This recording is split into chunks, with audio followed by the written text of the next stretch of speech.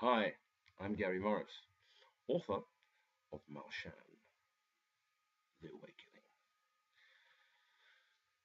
Mao Shan is a little Chinese girl in Hong Kong in 1896. She's 10 years old. She witnesses the brutal murder of her parents. She's hidden in a clothing basket. Um, the triad murder. Basically, she goes to live with her grandmother, emotional problems, obviously. Her grandmother is a devout Buddhist. And Lole sees the Shaolin temple, well, Shaolin Kung Fu school on her way to school every morning and nags her grandmother, nags her for months to let her please enter the Shaolin temple. Now, you've got to imagine, this is the 1890s. This is the end of the Victorian era. Girls didn't do Kung Fu. It's not like today where it's cool. It wasn't cool in those days. It wasn't ladylike. Anyway, eventually she and the master at the Kung Fu school convince the grandmother. Eventually, she ends up in the Shaolin Temple. I mean, Mao Shan, should I say no lay. And at the age of 16, she severely injures a boy in a bout, and she basically cripples him for life.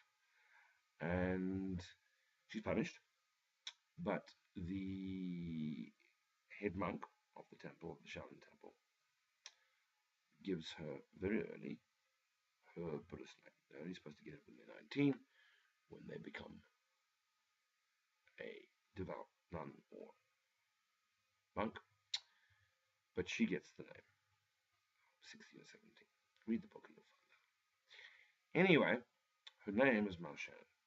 You see, Mao Shan is the original human name of Guan Yin, the Chinese goddess of compassion. He wanted her to be more compassionate. Cut long story short, just before she becomes a nun, just before 19, Mao Shan, this is now the name she goes by, decides she can't. Her grandmother needs her. She's going home to Hong Kong. She goes home, goes to her grandmother's business, which is a noodle shop, and on her way from Shaolin Temple to Hong Kong, which is a long way,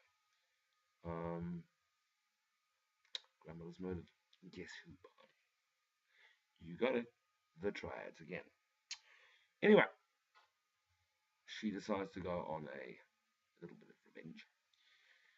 And she goes to see her old master to get a sword. And her master won't give her a sword.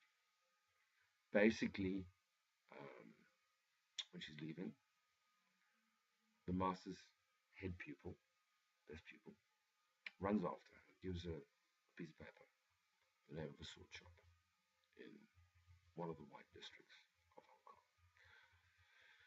She goes to the sword shop that day. She's got a shaven head, so she's wearing a wig. She's bought a wig.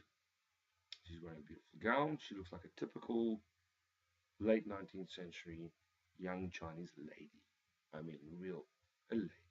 Sophisticated. She doesn't look like a nun. She walks in to this very expensive, fancy sword shop, which has got everything from Japanese katanas to the ancient Roman little swords, everything, everything you can imagine. And there's this very attractive Chinese gentleman, it's late 40s, early 50s, dressed in a English style suit. And he greets her and he says, "What is a lovely young lady doing in an antique sword shop?" She takes her wig off. He immediately flings himself on the ground and prostrates himself in front of her. "Mao Shan, you have come!"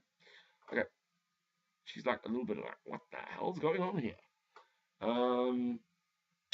He explains that she was predicted. She was coming.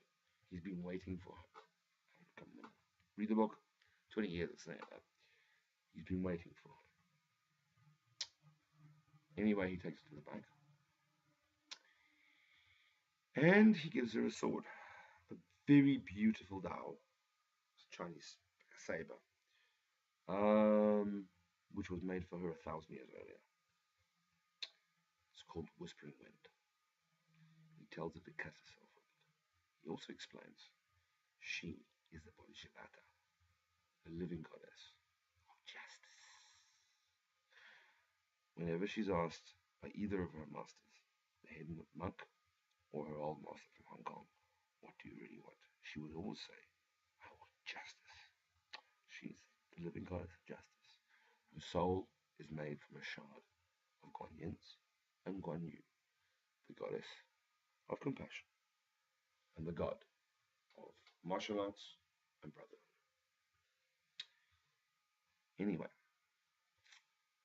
Deshi, the sword chopper, who was destined to be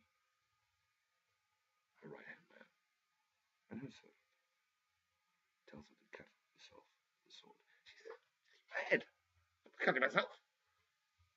Cut yourself, mistress. So she cuts herself. He obviously cleans everything, whatever, and he says, mistress, sword. Run from this end of the room to that. She disappears and reappears. He explains she's got superhuman powers now. She can move at lightning fast speeds. She's got super strength. She's immortal.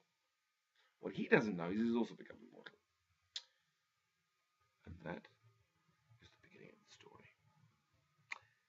I hope you go to Amazon.com and you buy the Kindle version of the book. It only is Kindle at the moment. And I really hope you enjoy it. Thank you for watching this. Bye-bye.